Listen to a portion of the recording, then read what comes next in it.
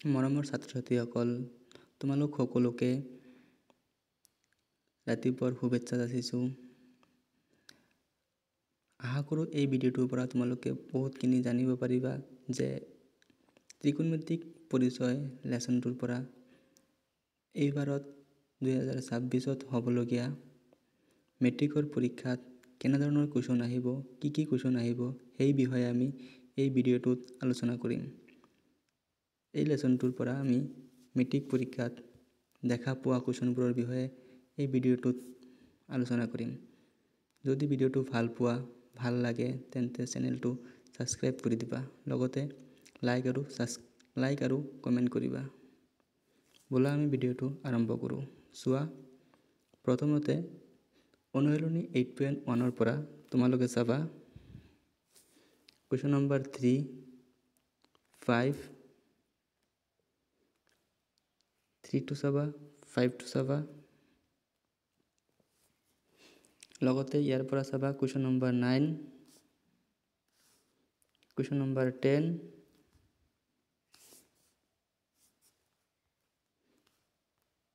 Question number 9টো চাবা, 10টো চাবা, ইয়াৰ পৰা এইখিনি আহিব। বাকী তোমালোকে পিছত চাবা। উদাহৰণ 8, অনুশীলনী 8.2 পৰা কুৱেশ্যন নম্বৰ 1 পৰা 4 নম্বৰটো চাবা, 5 নম্বৰটো চাবা, 2 পৰা চাবা কুৱেশ্যন নম্বৰ 3 MCQ কাৰণে চাবা, 4 নম্বৰটো চাবা MCQ কাৰণে, 3 নম্বৰৰ 1 আৰু 2 পৰা এটা আহিব। গতিকে গোটেইখিনি চাই ল'বা, সহজেই হয়। পিছত অনুশীলনী 8.3 পৰা চাবা কুৱেশ্যন নম্বৰ 1 MCQ কাৰণে 3 চাবা। ইয়াৰ পৰা উদাহৰণ 10টো চাব পাৰা। কেইবাবাৰো এই কুৱেশ্যনটো পৰীক্ষাত অহা দেখা গৈছে।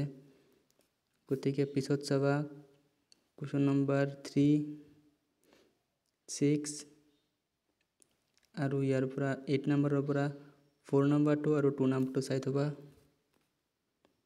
পিছত অনুশীলনী 8.4 পৰা তোমালোকে চাবা কুৱেশ্যন নম্বৰ 4 পৰা 1 নম্বৰটো MCQ কাৰণে চাবা, 4 নম্বৰটো MCQ কাৰণে চাবা, 5 নম্বৰৰ পৰা চাবা কুৱেশ্যন নম্বৰ 2, 3, লগতে 6 নম্বৰ আৰু 7 নম্বৰটো চাই থবা। কুৱেশ্যন নম্বৰ 6ৰ পৰা তেনে বিশেষ কুৱেশ্যন একো অহা দেখা পোৱা নাই। তথাপি ইয়াৰ পৰা চাই থবা কুৱেশ্যন নম্বৰ 2টো চাই থবা।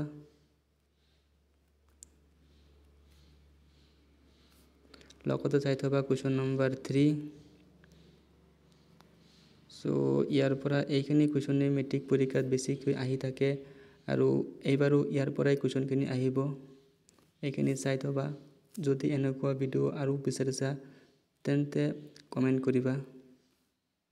Thank U.